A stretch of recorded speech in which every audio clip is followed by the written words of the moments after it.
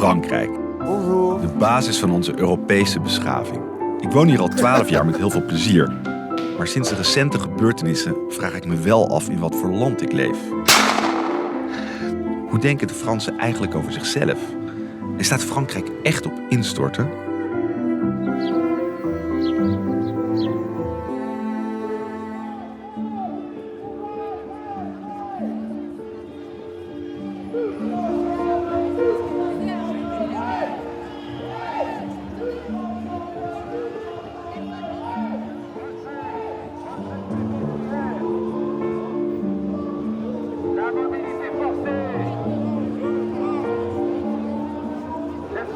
D'avancement accéléré. Les corps interministériels. Les suppressions de services, la casse de la TGFIF.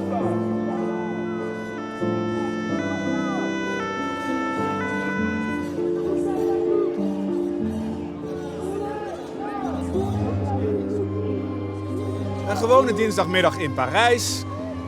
En zoals wel vaker lopen er tienduizenden mensen met ballonnen en stickers door de straat. Boze boeren, boze ministerieambtenaren, boze leraren van het lager onderwijs die willen meer salaris, boze ziekenhuismedewerkers. Ik kan de lijst heel lang maken. Eigenlijk is er geen sector van de Franse economie die vandaag niet opgeroepen is door zijn vakbond om te demonstreren tegen verandering.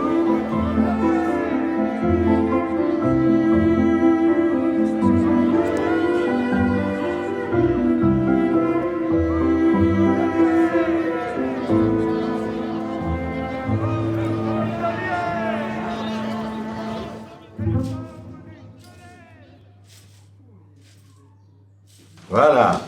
Ça, c'est aujourd'hui. Oui, il y a plusieurs. Journal. Il y a les taxis. Ça, c'est un plan de Paris. Oui. Il y a les taxis qui bloquent là. Il ne faut pas aller dans le sud de Paris parce qu'il y a une manif de... Even kijken, hein. Des profs. Oui. C'est pour ça que ma fille est là. Donc votre enfant est aujourd'hui ici. Oui, oui, je la garde parce qu'il y a la grève. Deze vakbondsleider van Air France mag dan vandaag gedwongen thuis zitten. Zijn hart ligt bij de demonstranten. Staken hoort bij het revolutionaire karakter van de Franse cultuur. Je kunt het bijna een vorm van expressie noemen, die zelfs wordt bezongen in de literatuur. Il n'entend pas la voix des hommes qui fabriquent. Il n'entend pas la voix des ouvriers. Il s'en fout des ouvriers. Un ouvrier, c'est comme un vieux pneu. Quand il y en a un qui crève, on l'entend même pas crever. Citroën n'écoute pas. Citroën n'entend pas. Des journalistes mangent dans sa main. Le préfet de police rampe sur son paillasson. Citron, citron, bénéfice net, millions, millions. Oh, si les chiffres d'affaires viennent à baisser, pour que malgré tout les bénéfices ne diminuent pas, il suffit d'augmenter la cadence et de baisser les salaires, baisser les salaires. Mais ceux qui ont trop longtemps tondu en caniche, ceux-là gardent encore une mâchoire de loup pour mordre, pour se défendre, pour attaquer, pour faire la grève. Vive la grève. Ouais, j'ai trop d'émotions quand je le dis. Et en plus, il y a le chien qui aboie. C'est émouvant. Oui, oui, oui. Bah ça relate beaucoup la souffrance des salariés, le fait que le patronat, parfois, pas tous, profite quand même, s'amuse bien, hein, enfin, ont une autre vie. Hein. Et quand le dialogue est rompu, comme là, effectivement, il reste la grève. Je suis steward, je voyage dans le monde entier et je vois que la mondialisation s'applique aussi dans les cultures. Avant, on allait en Chine, on était étonnés par ces petites ruelles pavées, ces petites maisons chinoises. Maintenant, c'est des gratte-ciel en verre, les mêmes qu'il y a à Atlanta, les mêmes qu'il y a à Détroit, les mêmes qu'il y a à Singapour. Demain, peut-être que le monde sera un peu uniforme partout et que la culture qu'il y a dans certains pays comme en France va se diluer. En France, on déjeunait avant le midi. Les salariés prenaient le temps de prendre un petit verre de vin et de déjeuner dans une brasserie. Maintenant, j'ai vu des études, les Français mangent des sandwichs, vite fait, au bureau, le midi. Vous regrettez? On regrette, c'est l'art de vivre. On n'a qu'une vie et elle est faite pour bien vivre. Elle n'est pas faite pour travailler devant son écran. Quelle tristesse.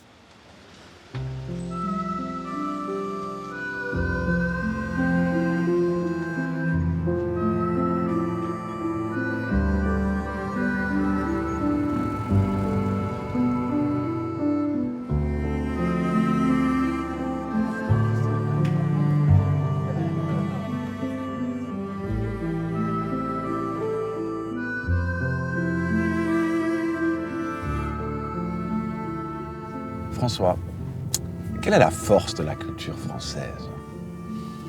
La force de la culture française, c'est déjà d'être très ancienne, donc d'avoir une assise solide, qui remonte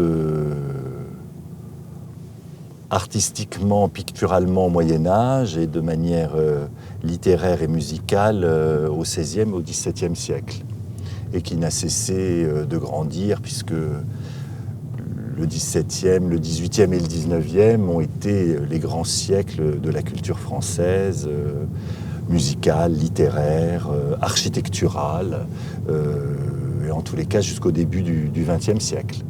Et maintenant, quel est son rôle dans la société d'aujourd'hui? En France, Oui. elle est une force d'animation, d'élévation très importante. Sans culture, je crois qu'on serait mort en France. Non, c'est pas là. Ah oui, mais c'est pas rue François Miron. Si, presque, c'est sûr. C'est Oui, ici mais à donc droite. ça n'est pas rue François Miron, c'est juste C'est pas là, à grave droite. parce qu'on est là à 20 Voilà, mètres. c'est rue de Fourcy. Tu tournes à droite. Toi, tu avais raison au début. Oui, c'est ça, c'est pour ça. Voilà.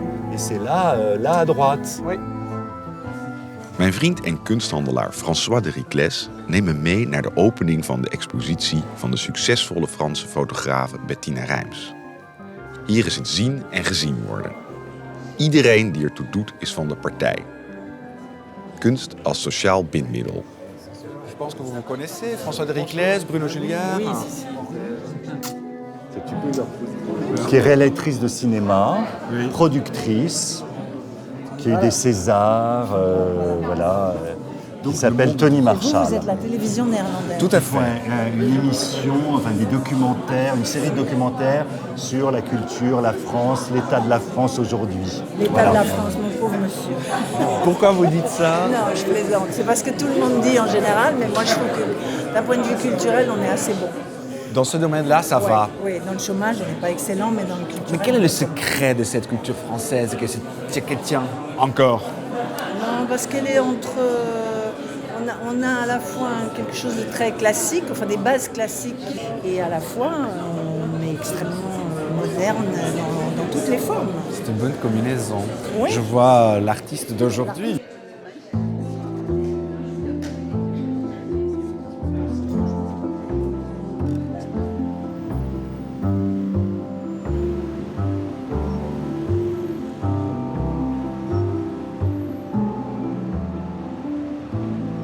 Achter deze waanzinnige, prachtige, maar ook wel wat trotserige façade bevindt zich het heiligdom van de opera en de grote Franse traditie van het klassieke ballet. Nou zal de gewone Fransman hier niet elke week of elke maand komen, maar toch hoor je eigenlijk nooit iemand schoppen tegen dit symbool van arrogante, elitaire kunst en cultuur. Sterker nog, de grootste populist van allemaal, meneer Le Pen en nu zijn dochter, hebben op dit plein ieder jaar hun grote bijeenkomst met het Front National en als trots decor deze waanzinnige muziektempel.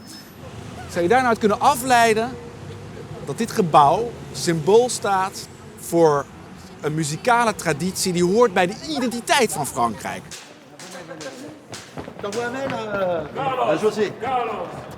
Ah, ça c'est pour l'opéra de... C'est ça que vous voulez voir, non? Oui, venez. Waouh. Ça c'est... Vous travaillez ici tous les jours? Tous les jours, depuis 20 ans. Vous chantez aussi? Vous Ah, dansez? j'aimerais bien, ouais.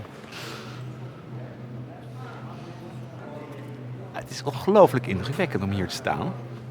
En tegelijkertijd lijkt de zaal kleiner vanaf hier dan als je daar ergens bovenin zit. Daar zit ik normaal, op het goedkope plaatsen daar. Het heeft zelfs nog wel iets intiems. Ondanks alle stuc en goud. Het is wel van een andere tijd, hè? Want de meeste stoelen zit je met je knieën in je oren ongeveer. Daarboven heet ook de poulailler, kippenhok. Dat is voor de armen. Hier beneden kost zo'n stoel zo'n €130.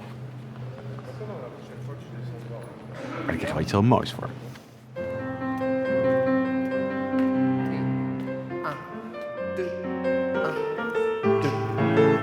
Lissez bien les pieds, les garçons.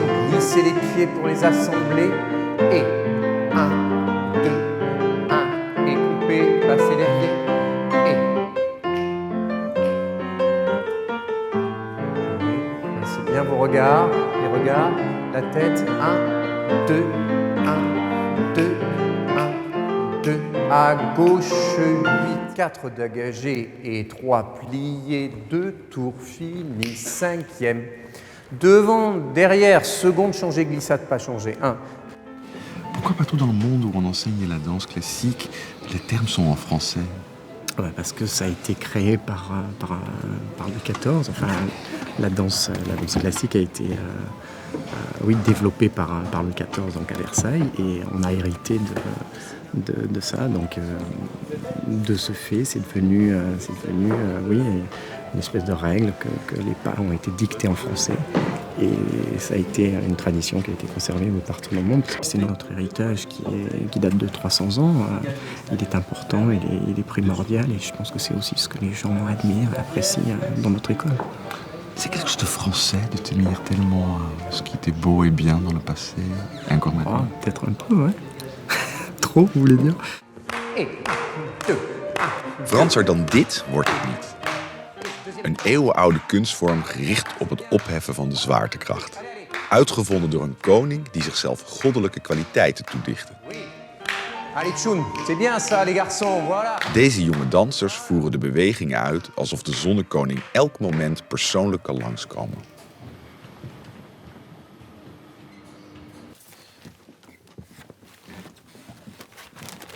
Ça, c'est Roméo, oui. C'est le pourpoint de Roméo. C'est pour un soliste ou pour... C'est Roméo, lui-même. Roméo lui-même. Lui-même. Quand on regarde à l'intérieur, on a la construction. Hein, mais on avait un extérieur formidable. C'est marrant. Ça fait partie de tout ce qu'on a derrière nous, tout ce on nous a inculqué depuis qu'on est né, et tout ce qu'on voit autour de nous. Donc on continue, quoi. On n'a pas envie d'autre chose. Est-ce que ça pèse parfois aussi? On a tout derrière ça, nous, c'est aussi un héritage. Mais c'est formidable. Tellement non. grand, ça peut aussi. Mais pourquoi ça pèse? Non, c'est ce qui permet de construire la suite. C'est ce qui permet de nourrir la création et tout ça. C'est un socle formidable, ça. C'est nécessaire. Frankrijk koestert zijn tradities en spaart kosten nog moeite om ze levend te houden. Ik bewonder die mentaliteit. Dat maakt dit land zo uniek.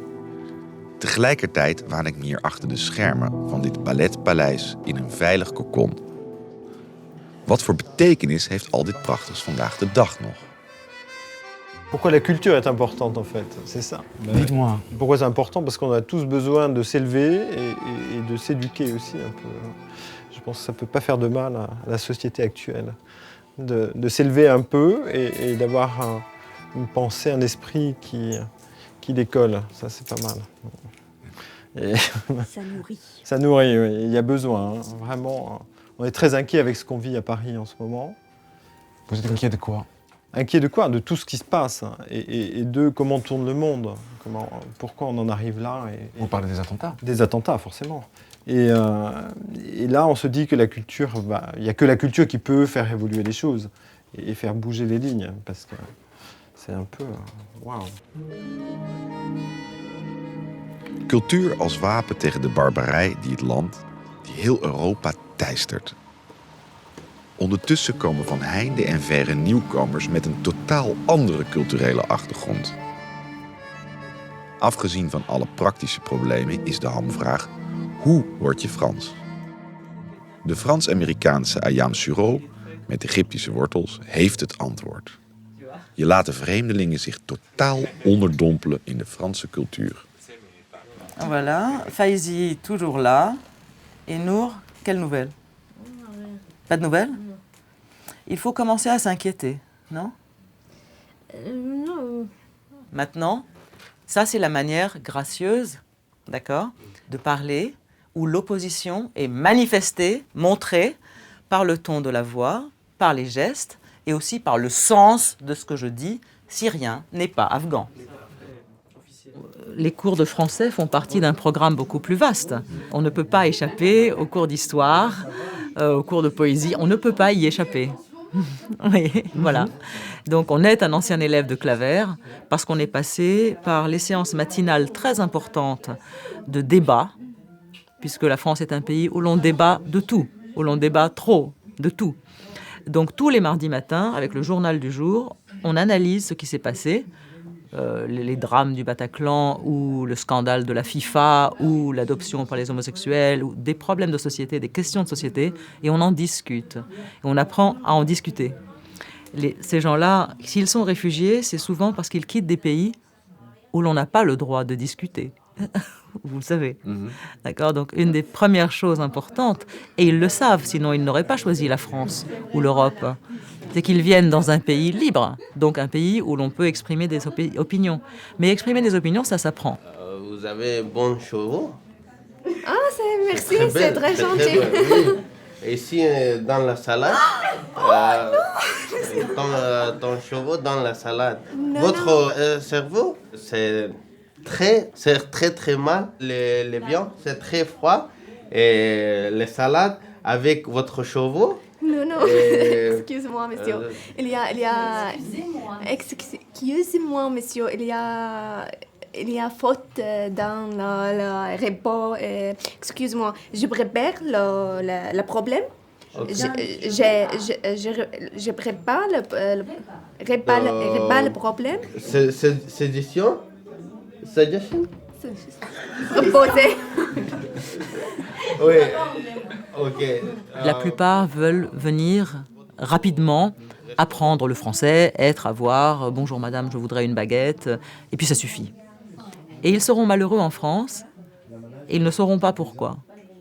La France, je pense que la raison pour laquelle elle est si attachée à sa littérature, vous pourriez dire parce qu'elle est très belle, mais je crois que parce qu'elle la tient ensemble. En effet, la langue française est une de ces choses qui transcendent et qui donne un sentiment d'appartenance et d'unité à une nation.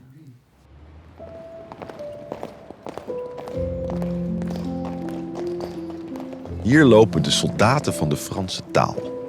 Nergens ter wereld wordt de eigen taal met zoveel verve en ceremonieel verdedigd. Vandaag vindt de belangrijkste bijeenkomst plaats van de Académie Française, de tempel van de Franse taal. De 40 opperdienaren van het Frans zijn voor het leven benoemd en worden de onsterfelijke genoemd. In vol ornaat treden ze aan. Het militaristische vertoon is intimiderend, maar door de broosheid van de meeste onsterfelijken wordt het bijna een teer ballet.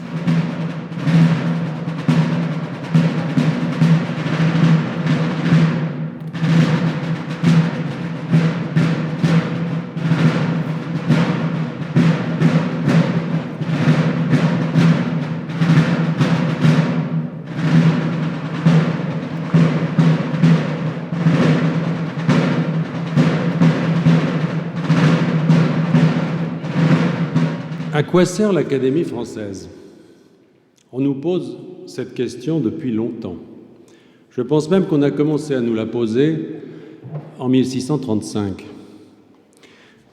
Certains mettent dans cette question une pointe de perfidie. Sans doute leur plairait-il de suggérer que l'Académie put ne servir à rien, ou à tout le moins à pas grand-chose. Je renverrai cela à leur ignorance ou à leur dépit. Le palmarès que je suis chargé de présenter pourra paraître un peu long, voire fastidieux. Ne vous arrêtez pas à cette simple impression et tâchez de ne vous laisser gagner ni par la torpeur, ni par le découragement.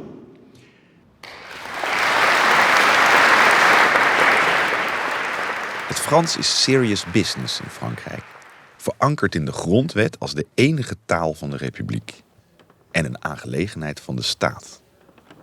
Ieder ministerie heeft een taalcommissie die aan de academie woorden voorstelt om nieuwe concepten en fenomenen in het Frans te kunnen omschrijven. Het puur houden van de Franse taal staat hierbij voorop. La France est peut-être le seul pays du monde à avoir trouvé des mots pour software, hardware, on parle de logiciel, on parle d'ordinateur, on parle... Ça ne prend pas toujours, mais le mot courriel est quand même d'un emploi à peu près à moitié-moitié, à peu près, avec le mot email. C'est formidable, le mot ordinateur. Il est bien meilleur, en tout état de cause, que le mot computer. Computer, ça veut dire calculateur, littéralement. Des informaticiens discutaient entre eux, de manière à voix assez forte, sur la manière de traduire le mot computer. Il y a calculateur, oui, mais c'est pas tout à fait ça. Et il parlait à voix si forte qu'il dérangeait un vieux professeur à l'autre bout de la salle, qui était un professeur de patristique, je veux dire un spécialiste des pères de l'Église, si vous préférez. Hein. Et ce vieux professeur spécialiste de patristique, et particulièrement de Saint-Augustin, était un peu dérangé par ces scientifiques à l'autre bout de la salle des professeurs, si bien qu'il s'approche d'eux pour leur dire « Mais écoutez, vous parlez, mais de quoi vous parlez ?» Enfin, sous-entendu, vous me dérangez un peu, et les autres lui expliquent qu'ils cherchent une traduction au mot « computer ». Il dit « Mais c'est quoi un computer ?» Alors, il ne savait pas, il débarquait dans un monde totalement inconnu, et les professeurs lui expliquent en gros le principe du calcul binaire, des circuits intégrés, tout, et ce que fait la machine, et surtout, ce qu'elle pourrait faire dans l'avenir. Et il développe toutes les virtualités incroyables que pourraient avoir les computers, et ce que la réalité et que l'avenir a prouvé. Et ce professeur dit « Mais écoutez, c'est incroyable ce que vous me dites, parce que j'ai l'impression, dans cette quasi toute-puissance de la machine, que vous me définissez presque les attributs de Dieu selon saint Augustin quand il parle de Dieu comme le Magnus Ordinator. » Et il dit « Ordinator, c'est formidable ce mot, c'est formidable ce mot. » Le mérite de la langue française, reconnu à peu près par tout le monde, c'est sa clarté. Quand une phrase est bien écrite, elle est claire. Il y a une limpidité de la langue française. Pas pour rien qu'elle a été quand même pendant longtemps la langue de la diplomatie, où l'on pouvait donner toutes les subtilités sans... Alors c'est vrai que quand on met un terme anglais, comme je sais pas, par exemple le conflit israélo-palestinien, homeland, c'est patrie ou c'est pas patrie? C'est pas la même chose. Alors que le français ne permettrait pas... Alors c'est vrai que l'ambiguïté parfois permet des accords où tout le monde ici y trouve son compte, mais à terme c'est aussi source de conflit. Donc je pense que la langue française... Mais maître, ça c'est pas vrai ça je conteste, parce que je crois c'est exactement la subtilité ambiguë qui permet que c'est une bonne langue diplomatique, pas sa clarté mathématique, au contraire. Quand je veux dire, ce que vous me dites n'est pas incompatible. Que c'est vrai que la langue française étant une langue extrêmement précise, subtile, elle peut aller dans les infimes détails. Mais je ne pense pas qu'une phrase française ait de double ou triple sens. Je ne pense pas que les mots français soient sujets à des interprétations extrêmement différentes.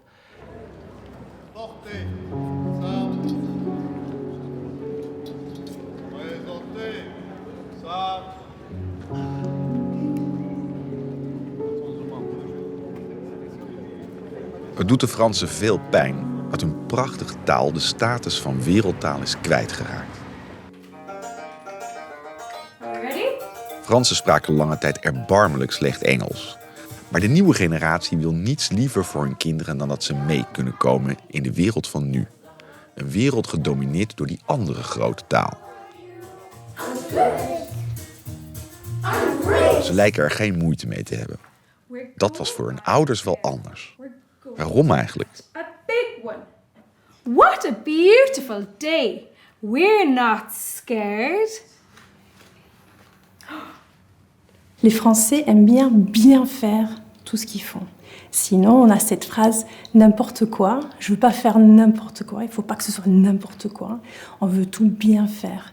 Or, avec une langue, tout est dans l'erreur. On apprend avec les erreurs. Et c'est pour ça.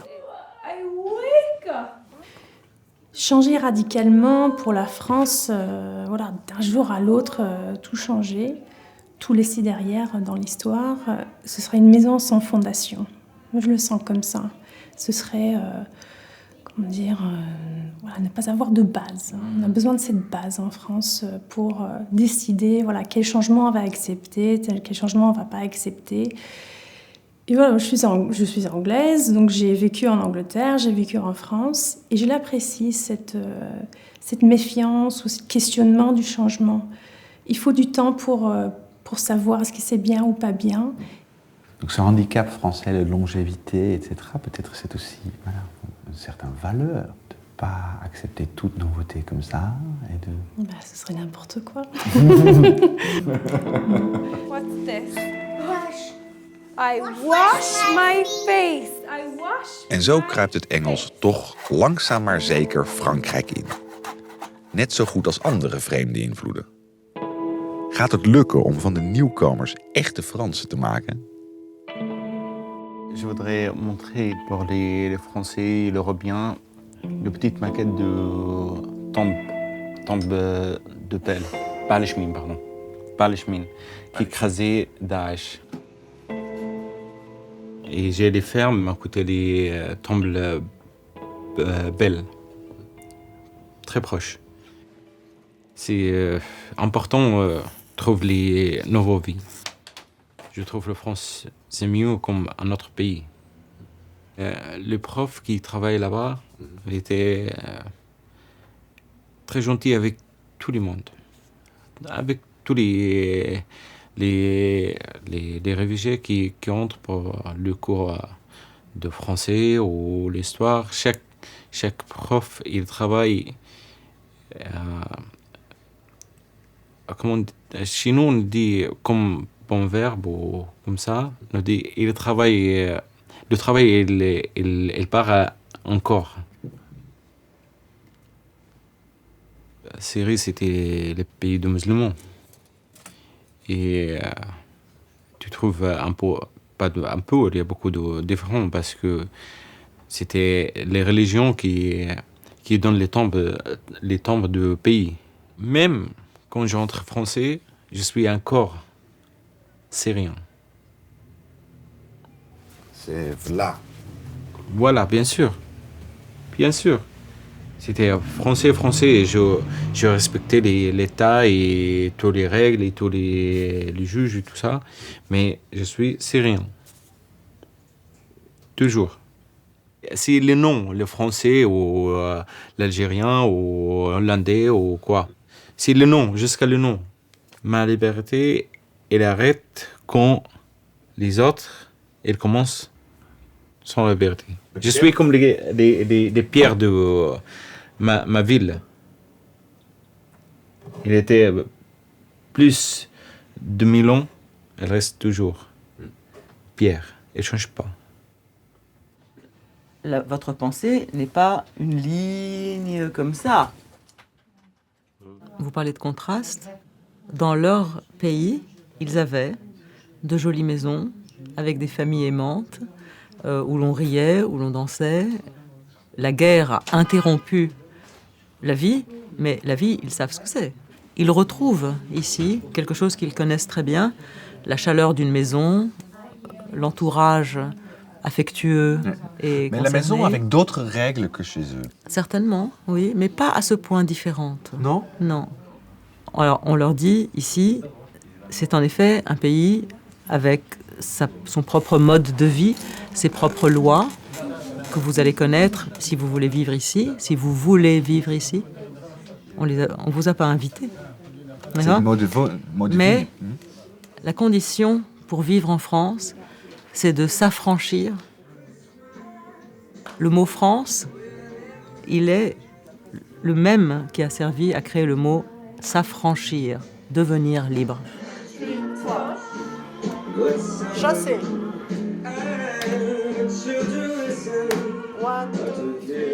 On sent qu'en France, les rapports entre les hommes et les femmes sont des rapports courtois. Dire, on ne va pas faire une conférence sur les hommes et la femme en France. D'accord ? En revanche, on peut avoir des cours de danse et inviter les hommes et les femmes à avoir entre eux un rapport gracieux.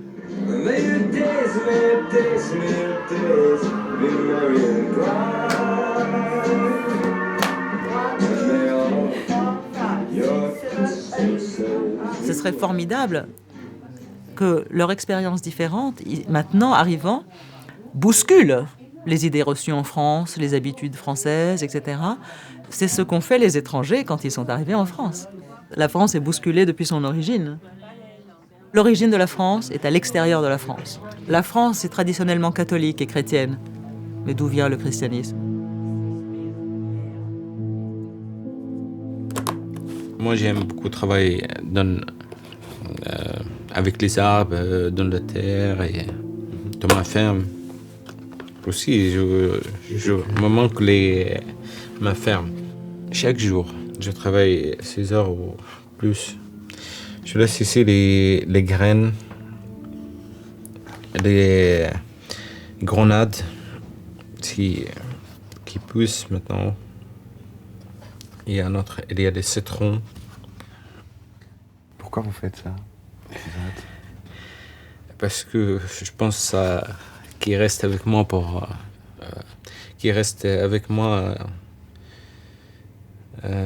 c'était les grains de ma pays. Vous allez les planter où? Je plantais ici, à Paris. Après, je pense quand je regarde les graines, je me souviens ma vie dans la série.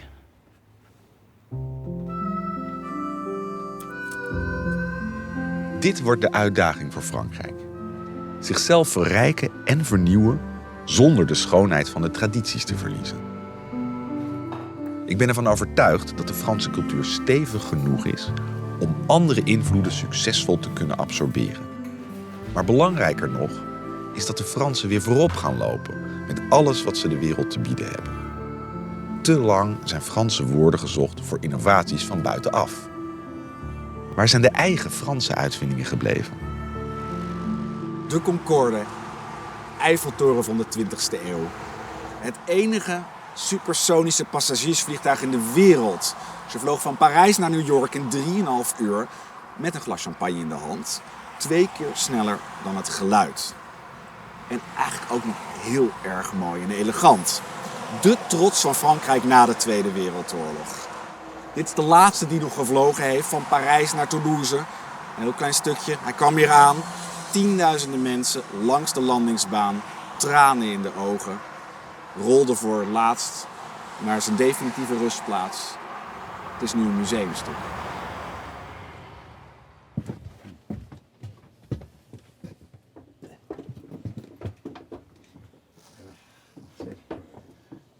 Je peux vous permettre de passer. Là. Installez-vous, hein. Où vous étiez toujours avant? Eh bien voilà. Je suis installé à mon poste. Vous restez assis, je passe par où? Dis donc, c'est pas très grand, hein, pour un avion de... Ça coûte combien, un appareil comme ça? Mais j'en sais rien. Très bien. Parle pas argent. Il y a même un cendrier, j'ai vu. Ah oui, il y avait un cendrier à l'époque. Il y avait des pilotes qui étaient de grands fumeurs. Ah. J'avais un de nos pilotes qui s'appelait Dabos. Ouais. C'était un grand fumeur, Dabos. Oui. Bah, installez-vous, hein. Je me sens un peu chez vous quand même, monsieur Rétif. Ah, voilà. Et vous vous sentez chez vous aussi, ici? Ah là, oui, tout à fait. Alors là, c'est chez moi.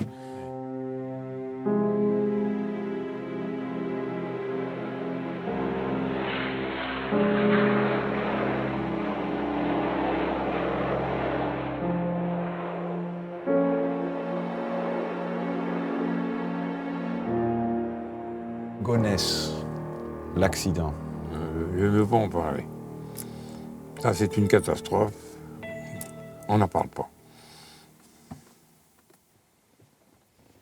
Le Concorde ne méritait pas ça. Oui, c'est un hasard, quoi. Circonstance malheureuse. Ouais. Faut oublier. Ici, le contrôle des entrées d'air, parce que vous avez des entrées d'air à géométrie variable, ce qui n'est pas courant. Hein. Ici, le contrôle de la pressurisation cabine. J'ai passé beaucoup de temps ici. Il y a des milliers d'heures de vol qui ont été faits avec cet avion, des millions de passagers qui ont volé sur cet avion. Vous êtes toujours fier de cet avion? Ah oui, tout à fait, oui. Et qu'est-ce que vous pensez du fait qu'il est maintenant au musée? Ah ben c'est bien. Ben c'est bien. C'est toute une histoire. Ça rappelle aux générations futures qu'on a réalisé quelque chose d'assez extraordinaire à l'époque. Il faut dire qu'au départ, c'est le général de Gaulle qui a autorisé la construction parce qu'il n'a pas dû financer quand même. Hein. C'est l'État qui a financé. Toutes les machines pour réaliser tout ça. C'est grâce à de Gaulle? Ah oui, ça, oui. Le prestige de la France. De quelle manière pour vous la Concorde fait partie de la culture française? C'est un peu cocorico, hein, les Français. Bon, En général, le français a une petite tendance à se mettre en avant. Hein, parce qu'il se... Ah oui, il se produit un peu partout des découvertes qui rencontrent un grand succès mondial. Quand ça arrive en France, alors là, en général, on s'en vante un peu, si vous voulez. Trop? Bon, on s'en vante jamais trop. Faut bien savoir.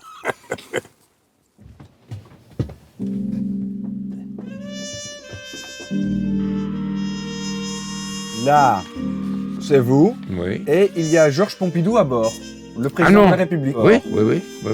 C'est le prototype. Maintenant, on ne le ferait jamais, hein, ça.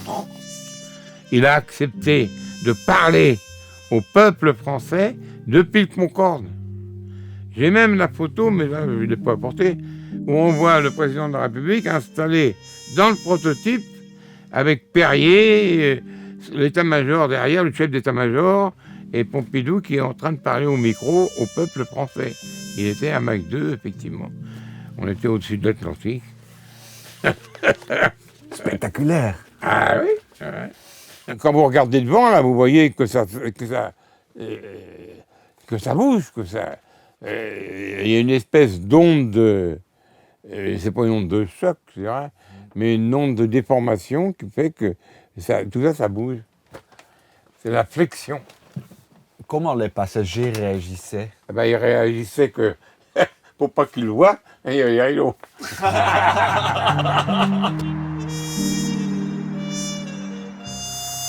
En ce moment, on est en période, si vous voulez, d'attente d'un avenir meilleur, peut-être. Attendre. Ouais. Wachten. Tot een nieuwe lichting Fransen de wereld versteld doet staan. In de internationale top van de IT-business wordt al jarenlang gefluisterd dat de toekomst van Silicon Valley niet in Amerika, maar in Frankrijk ligt. Franse ingenieurs staan al decennia bekend als de beste ter wereld. Maar op deze high-tech school zitten juist de drop-outs van de Franse maatschappij. École 42 werd opgericht door een Franse multimiljardair die opgroeide in een arme Parijse buitenwijk en die puissant rijk werd in de telecom. Xavier Niel strijdt op zijn eigen onorthodoxe manier tegen de Franse behoudzucht. C'est génial qu'on ait eu les plus grands artistes, les plus grands intellectuels il y a 1 siècle, 2 siècles ou 3 siècles. C'est très très bien, ça nous fait un pays de musée, mais ça ne nous fait pas un pays qui bouge, qui avance et qui économiquement fonctionne. Donc qu'est-ce qu'on a besoin? On a besoin de jeunes qui ont envie de changer ce métier. Et on a besoin que tous les jeunes qui sont dans cette école aient envie de créer leur activité, d'inventer et de penser le pays tel qu'il devra être ou tel qu'il sera admiré dans 1 siècle. Et donc c'est eux les artistes, c'est eux les génies du 21e siècle qui vont faire que la France va pouvoir fonctionner, développer. On a eu une petite pause en France pendant 50 ou 60 ans, et maintenant il faut que ça reparte. Il y a un mot, le mot entrepreneur, c'est un mot français. On l'a oublié.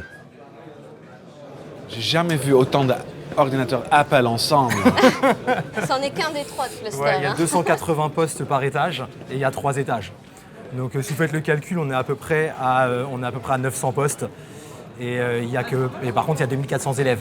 Et l'idée, c'est que, en fait, vu qu'il y a des élèves qui viennent la nuit, des élèves qui viennent le jour, des élèves qui sont en stage, des élèves qui travaillent à côté, il y a toujours des postes de libre. Il y a toujours un petit peu de place. On peut toujours travailler quand même. C'est une école, c'est pas vraiment une école. Il n'y a pas de cours, il n'y a pas de professeur. On va vous donner des projets et on va vous demander de les faire en vous disant tu dois faire ça, tu as le droit de faire ça, tu n'as pas le droit de faire ça, débrouille-toi. Seul? Seul. Ou avec les autres, avec ceux qui sont autour de toi. On peut travailler en groupe, c'est pas de la triche ici. Ici, travailler à plusieurs, c'est ce qu'ils nous demandent de faire. Travailler avec ses pairs, parce qu'à la fin, on va être corrigé par d'autres élèves. Donc le but, c'est d'arriver en cherchant par soi-même, en cherchant en groupe, à trouver une solution à un problème, résoudre ce problème, rendre le projet et le faire valider par d'autres élèves. C'est complètement différent et ça nous laisse être créatif, choisir comme on le veut. Je n'avais jamais aimé la théorie en fait. Du coup, Le système scolaire m'allait pas vraiment parce qu'écouter les profs, c'était pas trop mon truc. Je suis vite partie dans une filière plus travail. Donc je suis allée travailler, j'ai fait de la manutention, j'ai travaillé en tant qu'opérateur dans des usines aussi. J'ai fait beaucoup de petits boulots en intérim. Et quand il m'a parlé de 42, quand on a tenté l'expérience ensemble, je me suis découvert une passion pour le code. Du coup, c'est comme ça que je suis arrivée là-dedans. Donc voilà. Vous êtes français? Oui. Vous n'avez pas peur, vous? Ou vous l'avez perdu? On a toujours peur. Après, il y a plusieurs manières de vivre la peur. Soit on reste avec cette peur, avec cette phobie, et on tremble face à elle. Soit on va face à elle et elle passe. Point. On passe outre. Il y a toujours des moyens de passer outre. Quand on a peur de sauter du haut d'un pont, il y a un moment, il faut le faire. Il faut sauter, mettre une corde et y aller. Il faut essayer. Il faut toujours se lancer. Il faut savoir le faire. L'école 42 est quand même une école exceptionnelle dans le sens, pas de diplôme, pas de structure extrêmement rigide, etc. Mais c'est une exception. Mais vous ne croyez pas qu'on change le monde avec des exceptions?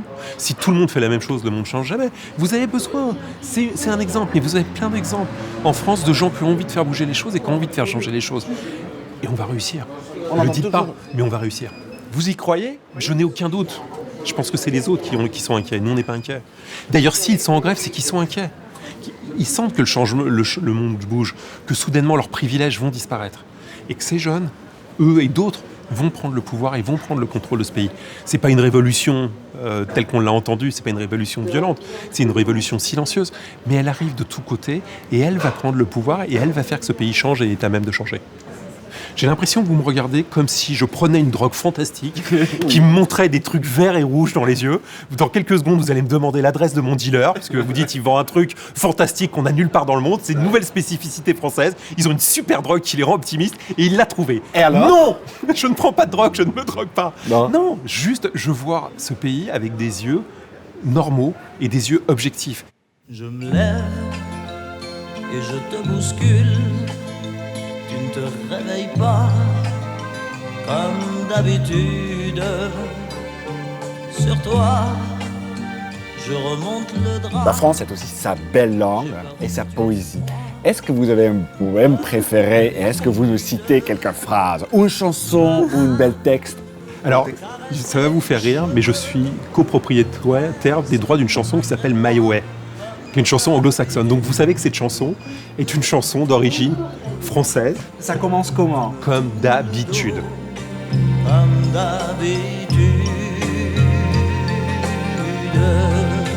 comme d'habitude, toute la journée, je vais jouer à faire semblant. Comme d'habitude, je vais sourire, oui comme d'habitude, je vais même rire. Comme d'habitude, enfin je vais vivre, oui comme d'habitude. Ich hoffe, dass Ihnen das Video gefallen hat. Klicken Sie hier, um das empfohlene Video anzusehen. Bitte abonnieren Sie unseren Kanal, um Updates über VPRO Doc zu erhalten.